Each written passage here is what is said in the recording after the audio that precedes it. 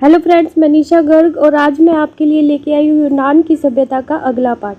मित्रों, यूनान की सभ्यता के अगले पार्ट में हम पढ़ेंगे थेमिस्टोक्लीज के बारे में, पैराक्लीज के बारे में और अदर जैसे सुकरात है, अरस्तु है, प्लेटो है, इनके बारे में, इनकी बुक्स के बारे में और उनकी जो ज्ञान के बारे में जो विचारधारा थी, ज्ञान की विचारधारा के बारे में आज हम जानेंगे। पर मित्रों, आगे बढ़ने से पहले, आगे कुछ बताने से पहले मेरी आपसे रिक्वेस्ट रहेगी कि प्लीज़ मेरे चैनल को लाइक, सब्सक्राइब और शेयर करें। मित्रों, थेमिस्टोक्लीज, ये थेमिस्टोक्लीज जो नाम का व्यक्ति है, अगर हम यूनान की सभ्यता के अंतर्गत इसकी बात करें तो थेमिस्टोक्लीज की जो नीति है वो यूनान की सभ्यता के अंतर्गत पढ़ी जाती है, क्योंकि इसने एक अलग नीति जो उसका सूत्रपात किया यूनान की शासन व्यवस्था को चलाने के लिए। मित्रों, इसका जो समय था वो था 478 ईस्वी पूर्व। तो ये थेमिस्टोक्लीज जो है 478 ईस्वी पूर्व में, और इसने एथेंस के युद्ध के बाद की जो नीति है उसका इसने निर्माण किया। मित्रों, भविष्य में विदेशी आक्रमणकारियों से बचने के लिए, एक साथ मिलकर इनका मुकाबला करने के लिए थेमिस्टोक्लीज ने एक नीति बनाई।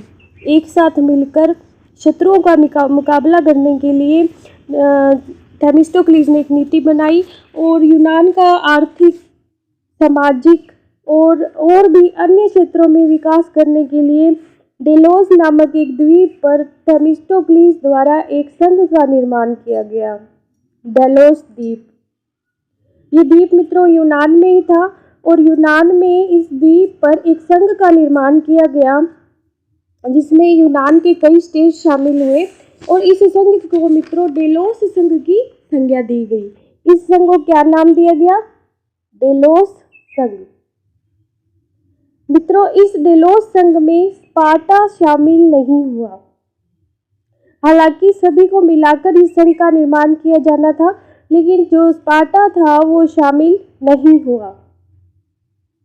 ये इस डेलोस संघ की महत्वपूर्ण बात है कि स्पार्टा इसमें शामिल नहीं हुआ और स्पार्टा ने एक अलग संघ का निर्माण किया। क्या नाम था उस अलग संघ का? उस अलग संघ का नाम था पेलोपोनेशियन। पेलोपोनेशियन नामक एक नई संघ का स्पार्टा ने निर्माण किया और ये डेलोस नामक संघ जो थेमिस्टोक्लीज द्वारा बनाया गया था उसमें शामिल नहीं हुआ। मित्रों, इसके बाद क्या हुआ कि एथेंस में मित्रों ये जो डेलोस संघ का निर्माण किया गया, इसके बाद मित्रों एथेंस में गणतंत्र की स्थापना होती है। एथेंस में गणतंत्र की स्थापना होती है, स्थापना हो जाती है मित्रों, और यूनान में मित्रों पैराक्लीज का वर्चस्व बढ़ जाता है। पैराक्लीज नामक एक व्यक्ति होता है, एक शासक बनता है यूनान का पैराक्लीज, इसका वर्चस्व बढ़ जाता है। अब मित्रों पैराक्लीज का जो युग है वो है 461 ईस्वी पूर्व से 429 ईस्वी पूर्व। अब ये जो पैराक्लीज है मित्रों, इसके जो काल को स्वर्ण युग कहा जाता है, यूनान का स्वर्ण युग कहा जाता है, क्योंकि इसके काल में बहुत सी घटनाएं घटी महत्वपूर्ण, और इससे बहुत से महत्वपूर्ण निर्माण कार्य भी करवाए। मित्रों, ओलंपियन की इसको संज्ञा दी जाती है, पैराक्लीज को ओलंपियन।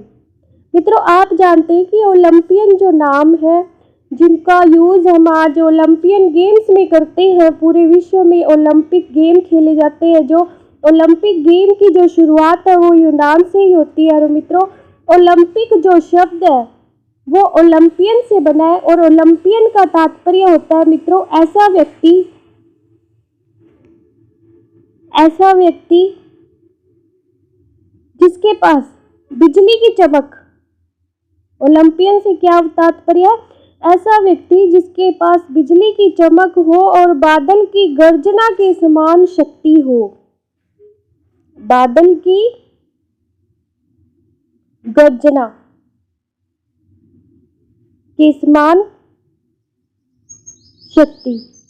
तो इन दोनों को मिलाकर जो है एक ओलंपियन व्यक्ति का निर्माण होता है। यूनान के लोगों का ये मानना था, इसीलिए यूनान में मित्रों प्रत्येक 4 वर्ष के बाद जो है ओलंपियन गेम्स का जो आयोजन किया जाता था, और यूनान की जो जनता थी उसका मानना था कि जो गेम ही है, जो खेल ही है, व्यक्ति में शक्ति की वृद्धि करते हैं और उसमें बिजली की चमक आती है व्यक्ति में खेल खेलने से, और बादल की गर्जना की समान शक्ति पैदा होती है।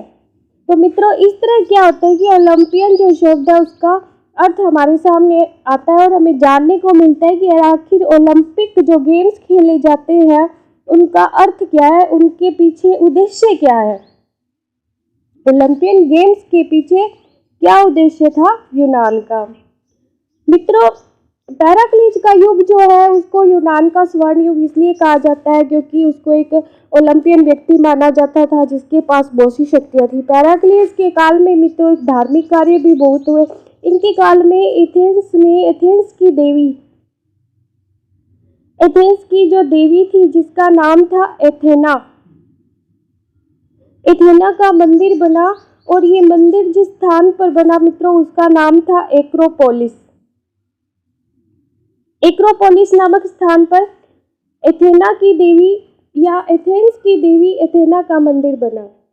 इस काल में मित्रों दर्शन का उदय हुआ, क्योंकि ये दर्शन है, कला है मित्रों। किसी भी शासन में या किसी भी राज्य में तभी इनका विकास होता है जब वहाँ पूर्णतः शांति हो। तो दर्शन का विकास हुआ मित्रों। थेल्स नामक एक व्यक्ति हुआ इस टाइम में पैराक्लीज के युग में, और इसे यूनानी दर्शन का पिता कहा जाता है या यूनानी दर्शन का प्रवर्तक कहा जाता है। मित्रों, दर्शन से तात्पर्य था सत्य का ज्ञान। यूनान में मित्रों दर्शन से क्या तात्पर्य था? सत्य का ज्ञान। इसीलिए मित्रों वहाँ क्या सोफिस्ट विचारधारा भी जो है वो सामने आती है। यूनान में दर्शन का उदय मित्रों एक मिलेटस नामक स्कूल था, वहां से हुआ। मिलेटस मित्रों, ये मिलेटस नामक एक स्थान था, एक्चुअल में स्कूल नहीं था, एक स्थान था, वहां पर दर्शन का उदय हुआ। दर्शन का उदय इस मिलेटस नामक एक स्थान पर होता है, और उसके बाद मित्रों एक स्कूल की स्थापना होती है जिस स्कूल का नाम था मिलेनिशियन।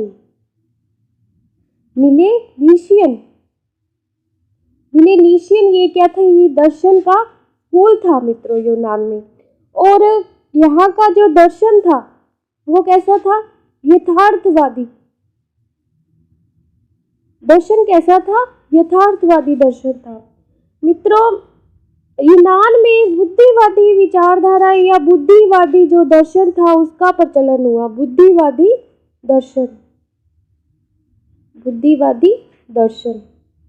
और मित्रों, जैसा कि मैं पहले बता चुकी हूँ कि यूनान में दर्शन के लिए सोफिस्ट शब्द का यूज किया गया, तो ये बुद्धिवादी जो दर्शन था इसको ही सोफिस्ट कहा गया। सोफिस्ट विचार, बुद्धिवादी जो दर्शन था उसको सोफिस्ट विचारधारा कहा गया मित्रों। इस विचारधारा के जो प्रवर्तक थे वो थे पाइथागोरस। सोफिस्ट विचारधारा के प्रवर्तक कौन थे मित्रों? इंपॉर्टेंट क्वेश्चन हमारे लिए बनता है। यूनान में सोफिस्ट विचारधारा के प्रवर्तक पाइथागोरस थे मित्रों। पाइथागोरस की मृत्यु के बाद मित्रों उनके शिष्यों ने जो मत प्रस्तुत किया वो गलत था। जब तक पाइथागोरस थे तो उन्होंने सोफिस्ट की विचारधारा को सही प्रतिपादित किया, लेकिन उनके जो बाद में जो शिष्य हुए उन्होंने जो मत प्रस्तुत किया वो गलत था। इसलिए ये सोफिस्ट जो विचारधारा थी ये ज़्यादा आगे नहीं बढ़ पाई, और सोफिस्ट का जो ज्ञान का जो पहला व्यवस्थित दार्शनिक माना जाता है जिसने सही सोफिस्ट का ज्ञान करवाया, सोफिस्ट की सही विचारधारा थी, वो यूनान में उसका जो सही दार्शनिक माना जाता है वो सुकरात माना जाता है मित्रों। सुकरात के नाम से हम भली भांति परिचित है। तो मित्रों आइए जानते हैं सुकरात के बारे में। मित्रों, सुकरात का जो काल है वो 469 ईस्वी पूर्व से 399 ईस्वी पूर्व है। सुकरात जो है वो यूनान के एक बहुत ही विख्यात दार्शनिक हुए हैं जिनके विचारों को हम आज भी दर्शन शास्त्र के अंतर्गत सुनते और जानते हैं। दर्शन का इन्होंने सोफिस्ट दर्शन का विरोध किया मित्रों, सोफिस्ट का विरोध किया, और सुकरात ने कहा कि मनुष्य को केवल ज्ञान में विश्वास करना चाहिए या ज्ञान के आगे झुकना चाहिए। अब मित्रों इनके हिसाब से ज्ञान क्या था ये जानना जरूरी है। वे ज्ञान किसको कहते थे? तो सुकरात के जो विचार है मित्रों वो हमें लिखित में नहीं मिलते, बल्कि इनके विचारों को लिपिबद्ध करने का काम इनके शिष्य, इनके जो डायलॉग्स थे, इनके जो संवाद थे सुकरात के, उनको लिपिबद्ध करने का कार्य मित्रों प्लेटो ने किया।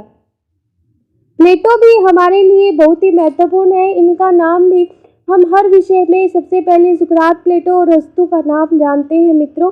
यूनान के बहुत ही विख्यात दार्शनिक प्लेटो हुए हैं। प्लेटो ने ही सुकरात के विचारों को, उनके संवादों को लिपिबद्ध किया।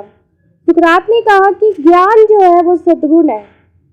सुकरात के अनुसार सुकरात का दर्शन क्या कहता है मित्रों? ज्ञान ही सद्गुण है, ज्ञान ही सद्गुण है और सद्गुण ही ज्ञान है, सद्गुण ही ज्ञान है। अब ये ज्ञान क्या है पहले ये जानना जरूरी। तो ज्ञान से उनका तात्पर्य था आत्मज्ञान। ज्ञान से सुकरात का क्या तात्पर्य था मित्रों? आत्मज्ञान। और ये जो आत्मज्ञान था उनके अनुसार प्रत्येक व्यक्ति के अंदर ही होता था मित्रों, और जिसे जानना जरूरी था। अगर इस ज्ञान को अगर कोई व्यक्ति जान लेता था वो सद्गुणी हो जाता था। और इसी ज्ञान से मित्रों उनका मानना था कि आत्मा को संतुष्टि मिलती है। आत्मा की जो संतुष्टि है वो आत्मज्ञान से होती है, और आत्मज्ञान को जानने वाला जो व्यक्ति होता है वही सद्गुणी होता है, और जो सद्गुणी होता है वही ज्ञानी होता है। तो सुकरात की जो ये विधि थी मित्रों, इसको सेक्रेटी विधि, धात्री विधि, द्वंद्वात्मक विधि, बौद्धिक विधि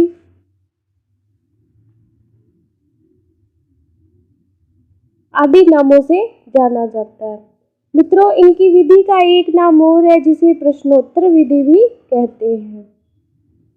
प्रश्नोत्तर विधि मित्रों, सुकरात जो थे उनका मानना था कि जब हम किसी भी बात पे कोई भी चीज़, हमें जब कोई बात होती है और उसकी तह तक हमें पहुंचना होता है तो हमें उस विषय पर निरंतर लोगों से चर्चा करनी चाहिए। निरंतर उस विषय पर लोगों से हमें निरंतर चर्चा करनी चाहिए, और हाँ, चर्चा के दौरान ही हम मतलब जो निष्कर्ष निकलता है उसके आधार पर हम किसी भी बात की पुष्टि कर सकते हैं।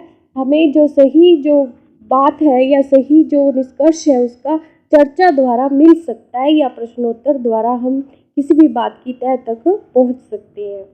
मित्रों, सुकरात जो है उनका ज्ञान का हमने जान लिया कि उनकी ज्ञान की परिभाषा क्या थी। सुकरात ने मित्रों सुख दुख या सद्गुण पर कोई भी जो स्पष्ट विचारधारा नहीं दी। अतः मित्रों एक व्यक्ति हुए जिनका नाम है अरिस्टपस। अरिस्टपस नाम के एक व्यक्ति हुए, उन्होंने एक विचारधारा दी कि, और उस विचारधारा का नाम क्या था मित्रों? सुखवादी विचारधारा। सुखवादी थी, लेकिन ये निकृष्ट सुखवादी विचारधारा थी। अब ये निकृष्ट सुखवादी विचारधारा क्या होती है मित्रों? तो दर्शन शास्त्र के अनुसार निकृष्ट सुखवादी विचारधारा क्या होती है? जो केवल व्यक्ति के अपने सुख की बात करती है,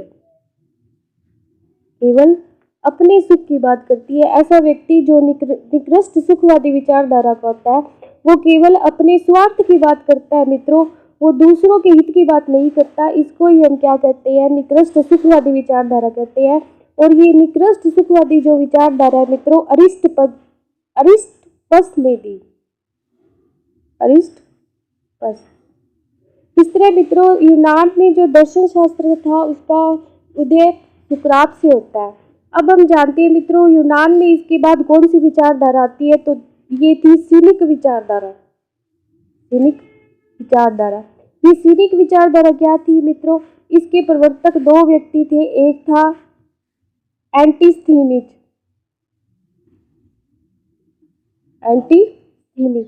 और दूसरा जो व्यक्ति था वो था डाइजीनिज।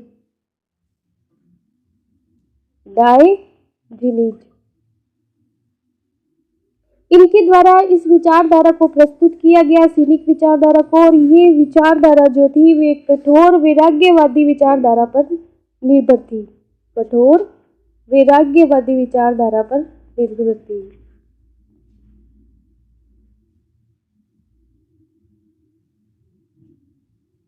इस तरह मित्रों यूनान में जो है वो दर्शन की या ज्ञान से संबंधित कुछ विचारधाराएं जिनका प्रादुर्भाव होता है, और इस तरह जो यूनान में जो है थोड़ा थोड़ा जो अध्यात्म का हम देखते हैं वो प्रादुर्भाव होने लगता है। मित्रों अब हम जानते हैं प्लेटो के बारे में।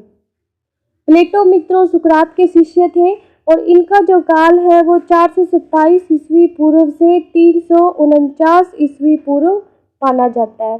मित्रों इनकी जो बुक्स थी वो थी यूटोपिया, रिपब्लिक,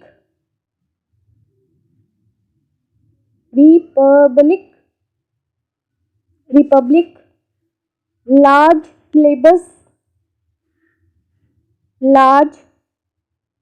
सिलेबस और गार्जियस। मित्रों इनकी सभी बुक्स हमारे लिए इम्पोर्टेंट है क्योंकि आए दिन परीक्षा में हमसे प्लेटो और अरस्तु की बुक्स के नाम पूछे जाते हैं, चाहे वो दर्शन शास्त्र हो, चाहे वो पॉलिटिकल हो, कोई भी विषय हो, हमारे लिए सुकरात, प्लेटो और अरस्तु तीनों ही महत्वपूर्ण है। प्लेटो ने मित्रों सेरेन्स और सीनिक दोनों विचारधाराओं को समन्वय किया, मतलब इसने वैराग्यवाद को भी मिला दिया और सीनिकवाद को भी मिला दिया। मित्रों वैराग्यवाद को भी मिला दिया और जो उससे पहले जो सेरेन्स विचारधारा थी उसको भी मिला दिया। सेरेन्स और सीनिक इन दोनों विचारधाराओं का क्या किया, इन्होंने समन्वय कर दिया। यूनान का पहला पूर्णतावादी जो दार्शनिक था मित्रों वो कौन था? प्लेटो था, पूर्णतावादी दार्शनिक कौन था? प्लेटो। मित्रों प्लेटो ने आत्मा के 3 पक्षों की बात कही और 3 पक्ष जो आत्मा के हैं उनको इसने सद्गुण बताया। सद्गुण कौन कौन से हैं? इन्होंने आत्मा के जो 3 पक्ष है वो कौन कौन से? पहला पक्ष तो बताया ज्ञानात्मक, दूसरा पक्ष इन्होंने बताया भावात्मक, और तीसरा जो पक्ष है वो है क्रियात्मक। इनके अनुसार, प्लेटो के अनुसार आत्मा के 3 पक्ष होते हैं, कौन कौन से? ज्ञानात्मक, भावात्मक और क्रियात्मक। मित्रों इनके अनुसार व्यक्ति में 4 सद्गुण होने चाहिए जो प्रधान होते हैं। वो कौन कौन से होते हैं? पहला होता है ज्ञान, दूसरा होता है जिसको ज्ञान को मित्रों बुद्धि भी कहते हैं, दूसरा होता है साहस, तीसरा होता है संयम और चौथा होता है न्याय। तो इस तरह इनके अनुसार व्यक्ति में 4 सद्गुण होने चाहिए। इन्होंने सद्गुण जो है उनको 4 भागों में बांट दिया। जैसे सुकरात ने कहा कि सद्गुणी जो होता है वही ज्ञानी होता है और ज्ञानी जो होता है वही सद्गुणी होता है।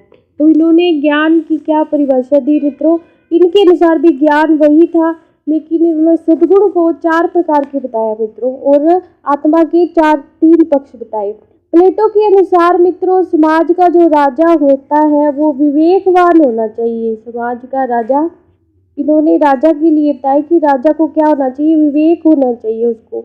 विवेक यानी कि हमारी जो सोचने समझने की जो शक्ति है जिसको बुद्धि कहते हैं, अच्छे और बुरे का ज्ञान, सही निर्णय लेने की जो शक्ति है वो विवेक में आ जाती है मित्रों, और राजा में ये सभी क्या है? गुण होने चाहिए। सैनिक को मित्रों साहसी होना चाहिए। सैनिक को क्या होना चाहिए? साहसी और वीर होना चाहिए, तभी क्या है वो अपने राज्य की रक्षा कर पाएगा। और जो प्रजा है कैसी होनी चाहिए? संयमी होनी चाहिए। राज्य की जो प्रजा है वो संयमी हो तो ऐसा राज्य क्या है? अपने आप ही न्यायशील हो जाता है। न्याय, इसको जो चौथा इन्होंने सद्गुण कहा वो न्यायशील मित्रों राज्य के लिए, जैसे प्रजा, राजा जो है वो विवेकवान होगा और राज्य के जो सैनिक है वो साहसी और वीर होंगे और प्रजा संयम रखने वाली होगी, तो उस राज्य में न्याय का जो गुण है वो स्वतः ही आ जाएगा मित्रों। इसलिए इन्होंने सद्गुण जो है वो 4 प्रकार के बताए और सद्गुणों को चारों को इन्होंने समावेश की करके उदाहरण द्वारा इस तरह समझाया। प्लेटो ने एकेडमिक नामक शिक्षक संस्थान की स्थापना की। एकेडमिक नामक शिक्षण संस्थान की स्थापना की। ये प्रश्न हमसे पूछा जा सकता है मित्रों, एकेडमिक नामक शिक्षण संस्थान जो था, शिक्षण संस्था खोली, किसने खोली मित्रों? प्लेटो ने। अच्छा, इसके जो शिष्य थे उनका क्या नाम था? उनका नाम था अरस्तु। और इन्होंने इस एकेडमिक शिक्षण संस्थान में शिक्षा ग्रहण की, अरस्तु ने। इस तरह मित्रों प्लेटो ने अपने ज्ञान को अपने शिष्यों में बांटा। टॉमस मूर के द्वारा भी मित्रों यूटोपिया नामक एक पुस्तक लिखी गई। टॉमस मूर और यूटोपिया नामक पुस्तक मित्रों प्लेटो द्वारा भी लिखी गई।